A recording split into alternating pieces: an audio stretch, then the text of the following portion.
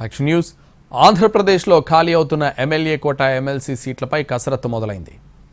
5 బీజేపీకి 1 ఇస్తారా? పవన్ కళ్యాణ్ సోదరుడు నాగబాబు మండలిలో ఎంట్రీ ఇస్తారా? ఏపీ రాజకీయాల్లో ఇదే హాట్ టాపిక్గా మారింది. ఆంధ్రప్రదేశ్లో ఎమ్మెల్యే కోట ఎమ్మెల్సీ ఎన్నికలకు సంబంధించి నామినేషన్ ప్రక్రియ ప్రారంభమైంది. దీంతో కూటమి నుంచి ఎవరెవరికి అవకాశం వస్తుంది అనే అంశంపై చర్చ జరుగుతోంది. ఎమ్మెల్యే కోటాలోని 5 స్థానాలు కూటమి ఖాతాలోకి చేరనున్నాయి. అయితే టీడీపీకి 3, జనసేన, బీజేపీకి 1 సీటు ఇస్తారన్న అంచనాలు మొదలయ్యాయి. బీజేపీకి ఎమ్మెల్సీ విషయంలో కొంత తర్జన భర్జన జరుగుతోంది. సాయిరెడ్డి స్థానంలో ఖాళీ అయ్యే రాజ్యసభ సీటును బీజేపీ తీసుకునే అవకాశం ఉంది.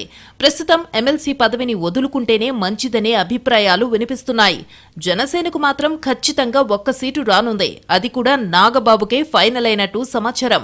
నాగబాబును ఏపీ కేబినెట్లోకి తీసుకుంటానని గతంలోనే చంద్రబాబు ప్రకటించారు. అధికారికంగా ప్రెస్ నోట్ కూడా ఇచ్చారు. దీంతో జనసేన ఖాతాలోకి 1 సీటు వెళ్లడం ఫిక్స్ అయిపోయింది. ఇక తెలుగుదేశం పార్టీలో మాత్రం ఆశావహులు భారీగానే ఉన్నారు.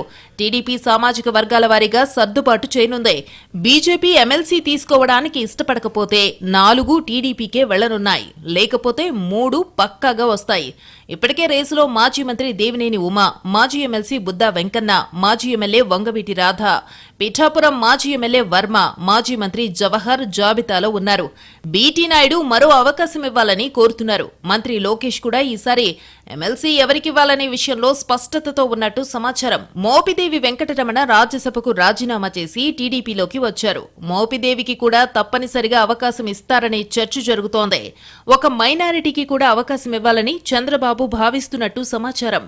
అరెస్టు సమయంలో దగ్గరగా ఉన్న వారితో పాటు అమరావతి ఉద్యమంలో పాల్గొన్న వారిని పరిగణలోనికి తీసుకున్నట్టు సమాచారం. మొన్నటి ఎన్నికల్లో టికెట్ రాని వాళ్లు, పార్టీని కొన్నేళ్లుగా అంటిపెట్టుకుని ఉన్నవారి జాబితా కూడా అధినేత వద్ద ఉంది. ప్రస్తుతం కొన్ని పేర్లు సీఎం చంద్రబాబు మైండ్లో ఉన్నాయి. దీంతో ఎవర్ని మండలికి పంపుతారన్న దానిపై ఉత్కంఠ రేగుతోంది.